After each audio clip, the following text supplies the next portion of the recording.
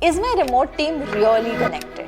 So here we are going to do a quick breakdown of how you can manage remote teams for your business. Well, let's just find out how you can build the right culture if you have remote team members in your business. We also have some SOP structure.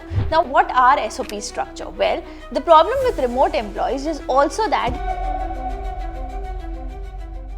have you ever wondered or felt that is my remote team really connected?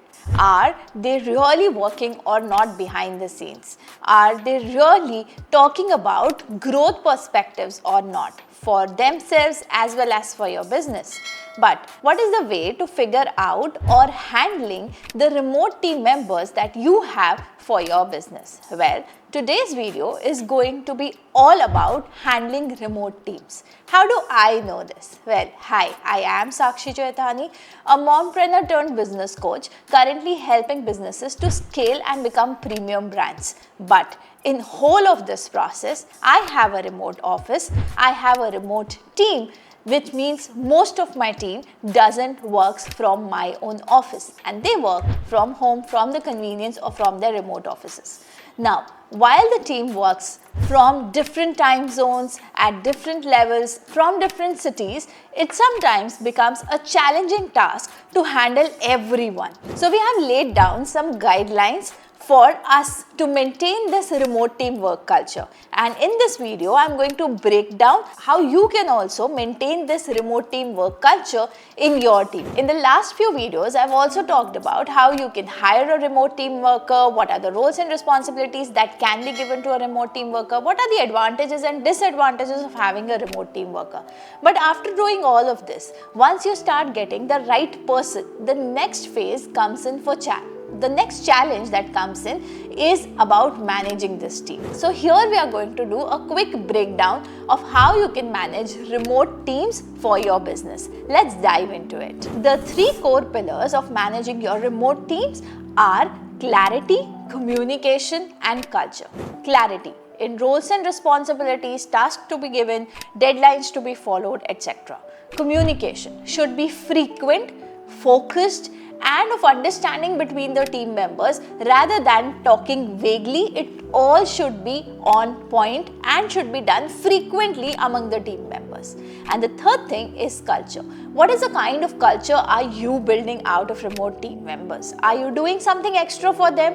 Are you really celebrating their wins? Well, let's just find out how you can build the right culture if you have remote team members in your business. So here is something that I do that is a part of our daily workflow as well as becomes a culture of our organization. First thing that we do is daily updates. We have groups on WhatsApp and Slack that enables our team members to put up an update every single morning. And this helps us to get details at whatever time zones we are. So whatever time zones it be, but when it is morning, by 9:30, you have to update the messages on Slack. And this gives us a clear communication of what's happening.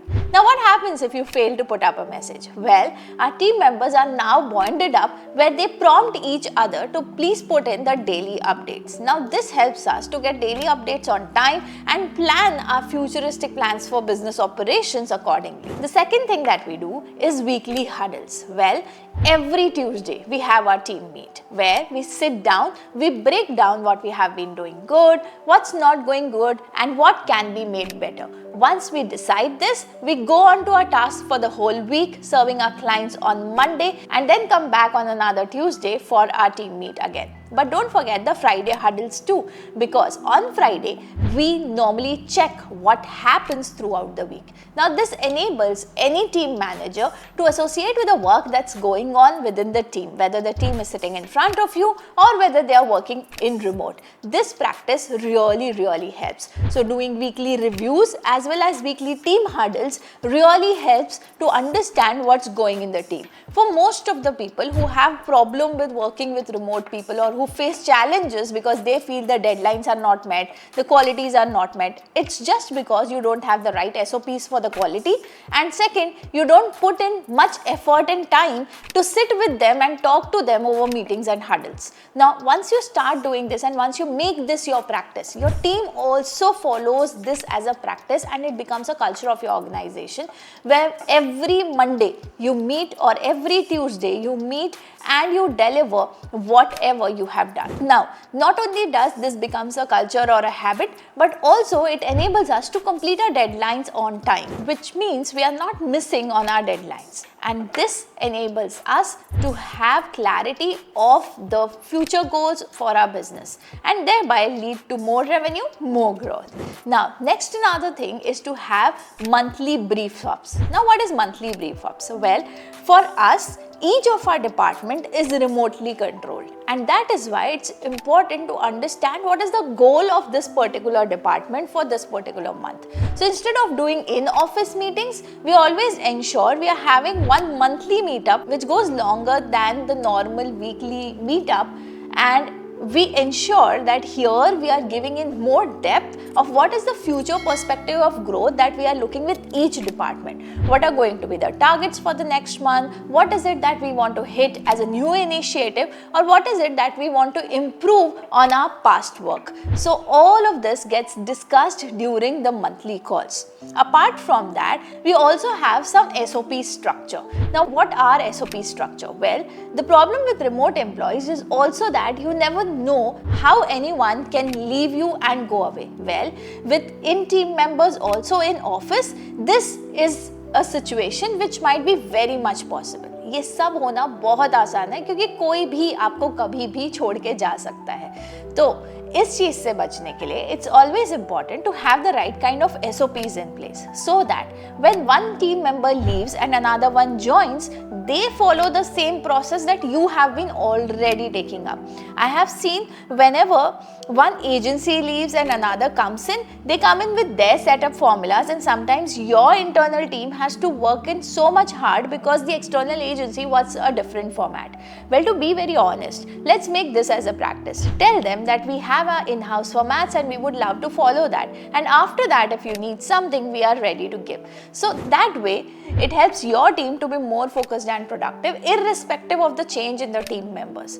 Whatever team members change or however team members change, it's very easy to maintain a process for anyone who goes out or comes in. The process remains the same. So always have the right SOPs for the work that you are giving to your employees. The next thing is also about not only bringing a work culture but making it a team culture for your organization. Now, what's a team culture? A team culture is a culture for an organization where everyone works as a team. And in remote working, this definitely becomes another challenge because not everyone thinks alike, they don't get so much of time to talk to each other, and they also don't know, many a times they don't know each other. So in order to break this ice and friction between your team members, it's important you give them time to chill out over virtual calls. Now, what does that mean? Now, they are not going to do it by themselves. So you will have to facilitate certain events, certain online chat systems or certain online coffee meets where only people sit and they talk about what they have been learning, what's going on in life, what's happening. You can celebrate festivals together. You can even celebrate someone's birthdays virtually. That ensures that they are a part of a good team and everyone looks forward to having some funny, jolly talks over a virtual call.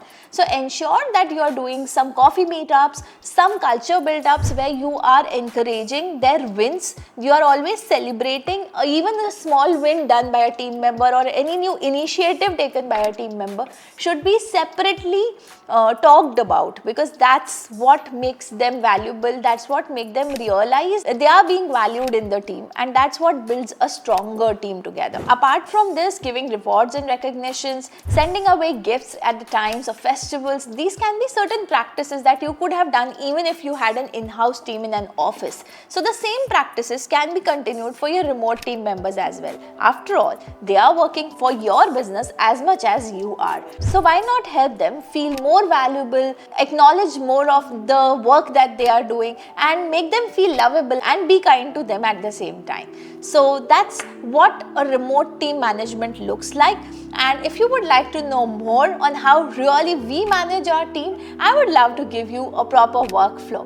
But then for that, you will have to comment down on what actually are your challenges in maintaining remote teams. And then definitely we'll get back to you with our framework, our formulas that we use to manage our remote team and create a remote team work culture. That's for now. I'll see you in another video. Signing off, Coach Sakshi.